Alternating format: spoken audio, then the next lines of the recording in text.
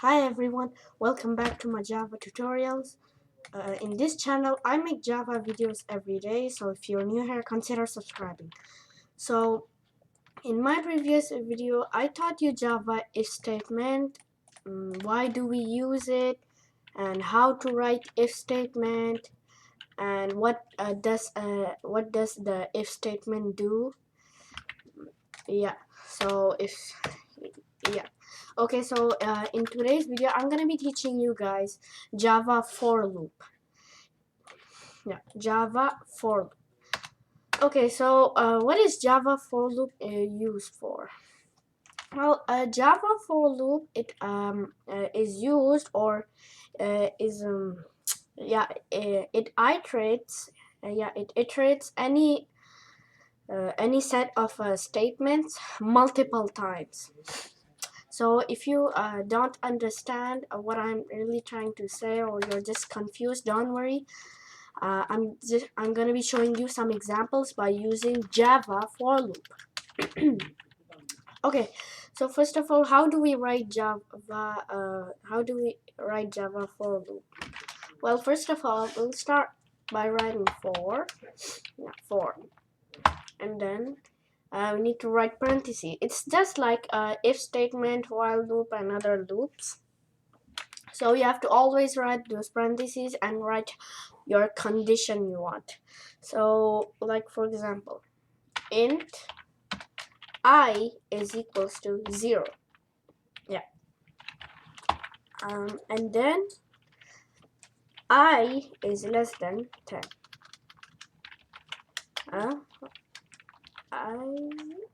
What happened? Oh,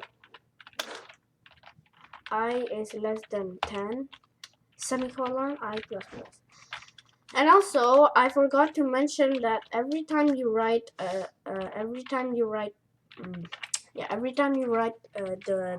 your conditions inside the for loop, you have to always write those semicolon. Like for example, this is our first condition. Yeah, int I is equals to 0, semicolon, I is less than 10, semicolon, and then I plus plus. Here we should not put a semicolon, but instead outside of the parentheses of the for loop, we have to write these curly braces. So if you write this semicolon, then it won't work. It will give you an error.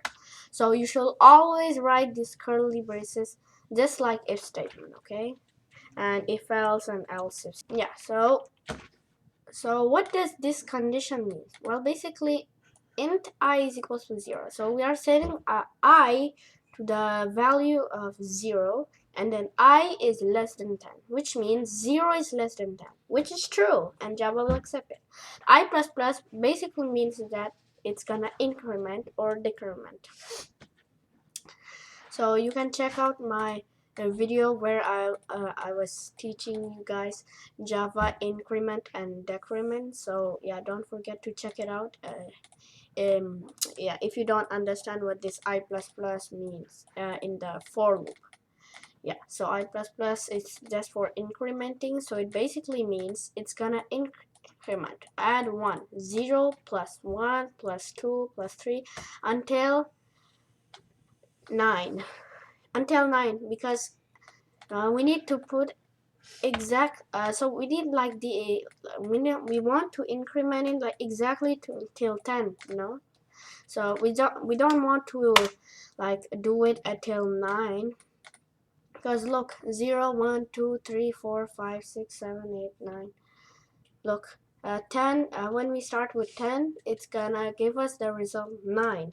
So when we start with 1, then it's gonna give us the result 10. So in Java, we always like in the for loop, we always start with the 0, or we can also start with 1, I guess. Yeah, so I is less than 10, and then I plus plus. So 0 plus 1 plus 2 plus 3, it will just increment it till 9. But if we put this equal to, which basically means we exactly want this 0 to increment till 10. Yeah. Okay, next, what do we write? we can just simply write system.out.println. Also, for loop, it's just like a if statement. You know, if statement is like you can write conditions inside it, but it's not like for loop where you like write these semicolon and then write a lot of conditions inside. But yes, in the if statement we can write a lot of conditions, but not like with the semicolon like for loop. And yeah, I like for loop. Now next we will write system.out.println. Inside these parentheses we will write I. So when we execute this code, it's gonna give us the result 0, 1, 2, 3, 4, 5, 6, 7, 8, 9, 10. 0, 1, 2, 3, 4, 5, 6, 7, 8, 9, 10. So yeah, it exactly iterated till 10. But if you remove this equal to sign, equal to sign, then let's see what will happen.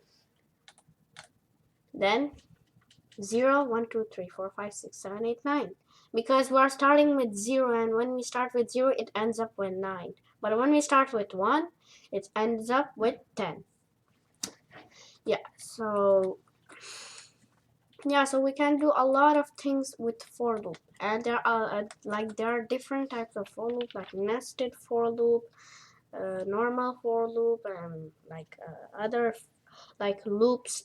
Yeah, other loops like while loop, do while loop, and etc. Yeah, so I is less than 10. And no, it's not like a while loop. You can just directly write your conditions and just like separating them by a semicolon instead of a comma.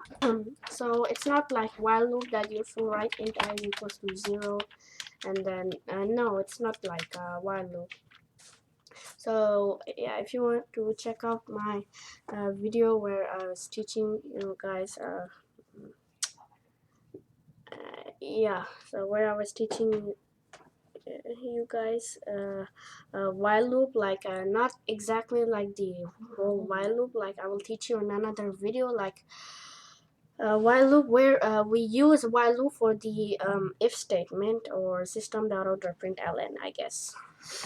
Yeah, so make sure to check out that video too, so if you don't know what while loop and other loops are. Okay, so yeah, for int I is equals to 0, I is less than 10, I plus plus, system.out.println I. So yeah, so this is how we write a for loop. And yeah, we should always write these curly braces just like if statement. If you don't write those curly braces, it will give you an error. And look, it will give you an error. Look, exception in third main Java for loop. Look, it will give you an error like in the curly braces, and it won't work.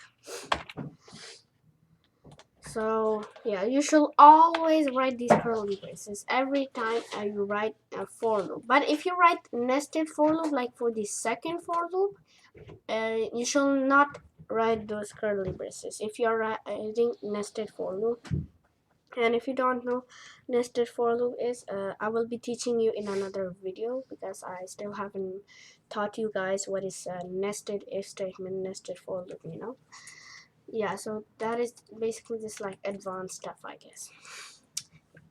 Okay, so we can just play around with our code a little bit. So int I is equals to 0, I is less than 100. So when we execute this code, it's gonna iterate till 100. No, till not 100, I mean 99, because here we didn't put the less than or equal to. Yeah, and I plus plus increment, so it's basically 0 is less than 100. Because look, we set it to 0 and less than 100. So 0 is less than 100, Java will accept it too. Won't it? Yeah, so yeah, that's why it's gonna execute this code. But if you write I is greater than 100, let's see what will happen next. It will print nothing in the console because this condition is false. We set it to 0. 0 is greater than 100. How come? 100 is greater than 0, isn't it? And 0 is less than 100. So if one of these conditions are false, then Java will never execute it, because I already taught you guys that every time there's a condition which is false, Java will never execute it for you, even if the if statement, the for loop, and the while loop. Except in the do while loop, it will only execute it for you once if the condition is false. Yeah.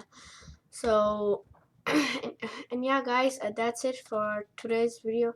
So, yeah, guys, that's it for today's video. So, if you like my video, don't forget to subscribe, like, share, and don't forget to turn on the notification bell too, so it will remind you whenever I upload a new video. And yeah, guys, have a nice day. Bye.